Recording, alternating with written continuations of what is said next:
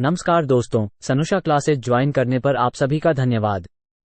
दोस्तों, आज की इस वीडियो में हम कॉम्पिटिटिव एग्जाम जैसे आईएएस, यूपीएससी, पुलिस भर्ती परीक्षा इत्यादि परीक्षा और इंटरव्यू में पूछे गए कुछ महत्वपूर्ण प्रश्नों और उनके उत्तर लेकर आए हैं, जिससे आपको इन परीक्षाओं में मनचाही सफलता प्राप्त हो। आप इस वीडियो को अंत तक जरूर देखना और आप हमारे चैनल पर नए हैं तो सनुषा चैनल को सब्सक्राइब कर लीजिएगा और वीडियो पसंद आए तो लाइक करना मत भूलिएगा। तो चलिए अब प्रारंभ करते हैं। प्रश्न संख्या 1। भारतीय राष्ट्रीय कांग्रेस की अध्यक्ष बनने वाली पहली भारतीय महिला कौन थी? A. Indira Gandhi, B. Sarojini Naidu, C. Annie Besant, D. Vijaya Lakshmi पंडित।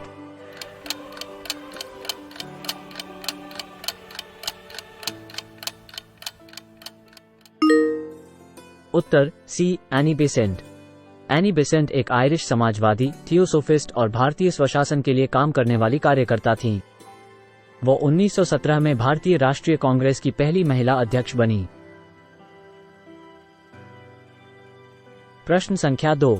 किस नदी को गुजरात की जीवन रेखा कहा जाता है? ए. गंगा, बी. यमुना, सी. नर्मदा, डी. गोदावरी।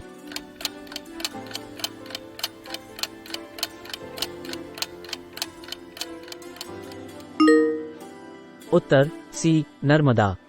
नर्मदा नदी मध्य भारत से होकर बहती है और देश की प्रमुख नदियों में से एक है।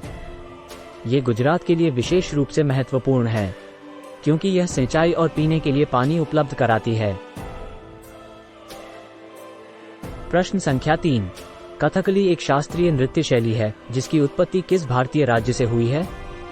ए. तमिलनाडु, बी. केरल, सी. आंध्र प्रदेश, डी. कर्नाटक।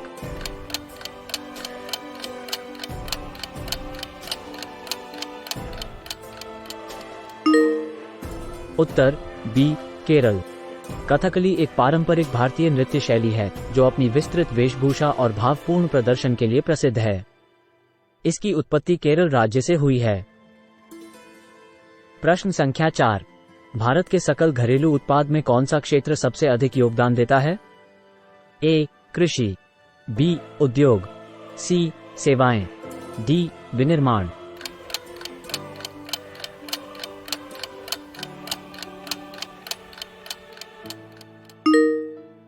उत्तर सी. सेवाएं।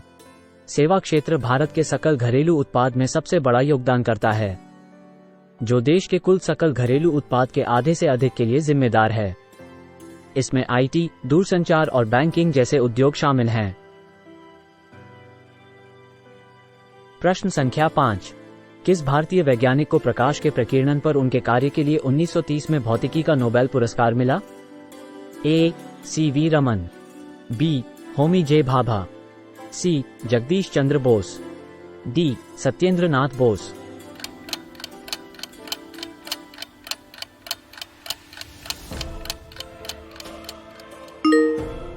उत्तर ए. सी.वी. रमन।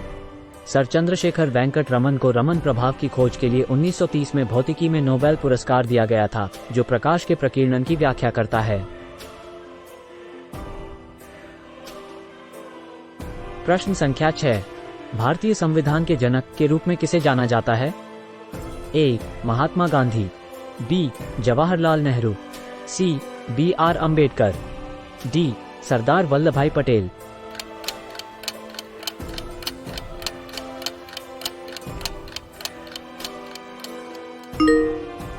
उत्तर C. B R. Ambedkar. Doctor B R. Ambedkar भारतीय संविधान के प्रमुख निर्माता थे। उन्होंने दस्तावेज का मसौदा तैयार करने और सामाजिक न्याय और समानता के प्रावधानों को शामिल करने में महत्वपूर्ण भूमिका निभाई। प्रश्न संख्या 7।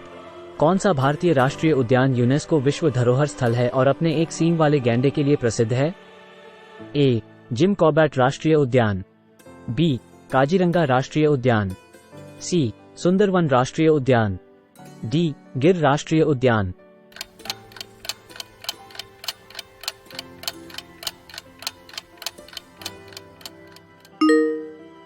उत्तर बी. काजीरंगा राष्ट्रीय उद्यान। असम में स्थित काजीरंगा राष्ट्रीय उद्यान एक सींग वाले गैंडों की आबादी के लिए प्रसिद्ध है और यह यूनेस्को विश्व धरोहर स्थल है। प्रश्न संख्या 8। प्रसिद्ध भारतीय महाकाव्य महाभारत के लेखक कौन है? ए. वाल्मीकि, बी. वेद व्यास, सी. कालिदास, डी. तुलसीदास।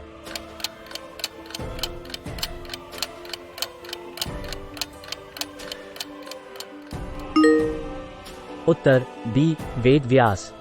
महाभारत प्राचीन भारत के दो प्रमुख संस्कृत महाकाव्यों में से एक है, जिसका श्रेय पारंपरिक रूप से वेद व्यास को दिया जाता है। प्रश्न संख्या 9। किस भारतीय क्रिकेटर को क्रिकेट का भगवान कहा जाता है? ए.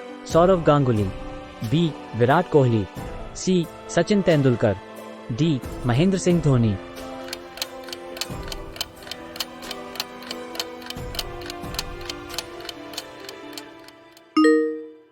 उत्तर सी. सचिन तेंदुलकर।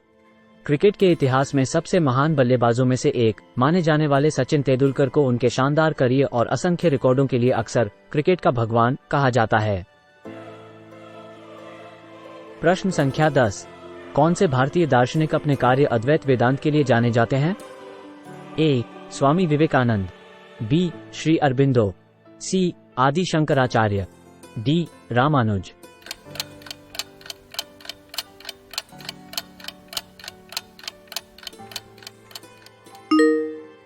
उत्तर सी. आदि शंकराचार्य। आदि शंकराचार्य 8वीं शताब्दी के एक भारतीय दार्शनिक और धर्मशास्त्री थे, जिन्होंने अद्वैत वेदांत के सिद्धांत को समेकित किया, जो एक गैर द्वैतवादी विचारधारा है।